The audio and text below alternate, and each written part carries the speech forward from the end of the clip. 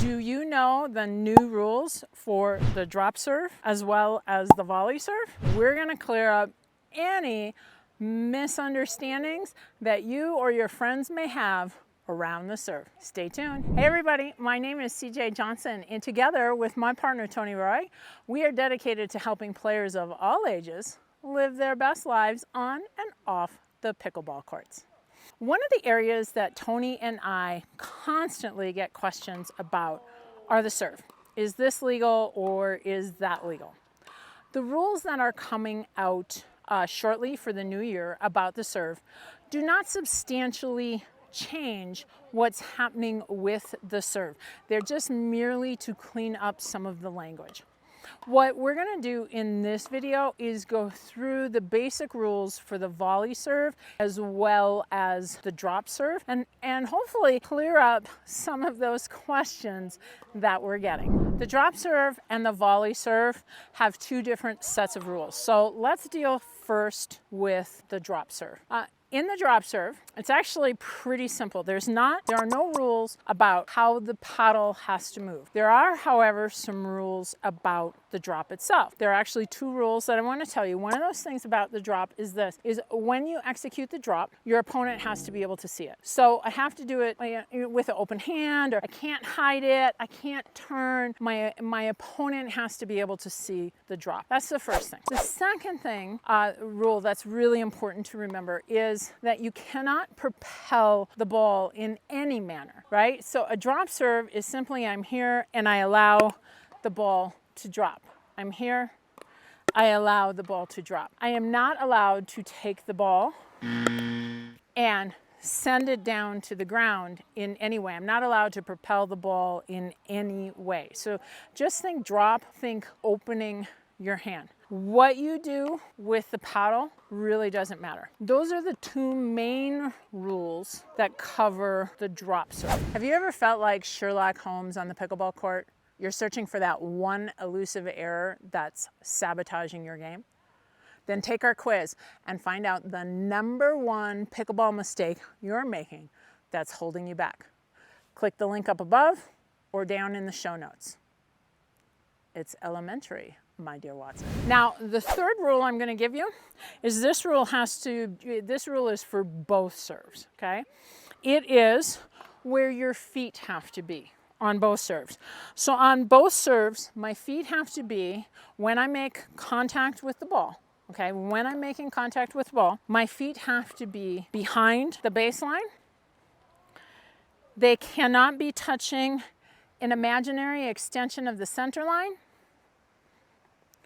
or of the sideline. So again, at the point of contact, that's where your feet need to be. Okay, now let's get into the three rules for the volley serve. Just want a reminder here, a volley serve would be a ball that we hit out of the air, right? That's a volley. So no drop involved. I am simply taking the ball from the air. There are three common rules. They are very misunderstood. Number one, paddle needs to be traveling low to high. So the paddle needs to travel in this manner.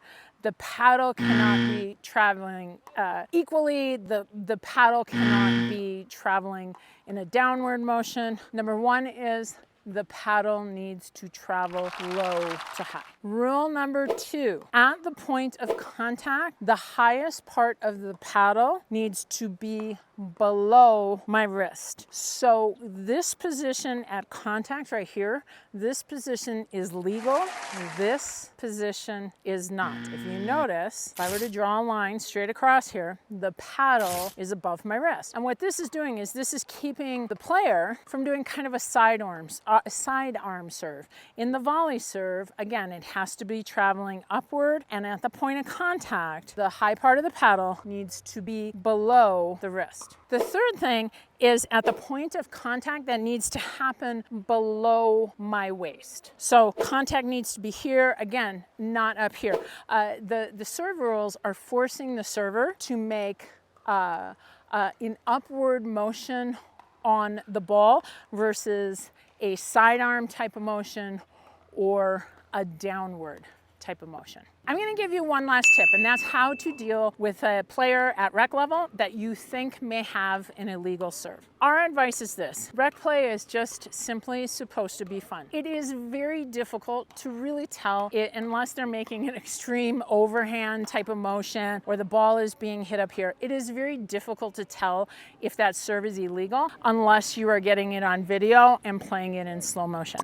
So here's the question that I think you should ask yourself is, while our player's serve may be illegal, is that serve, that illegal serve or the suspected illegal serve, giving them a distinct and very foreseeable advantage?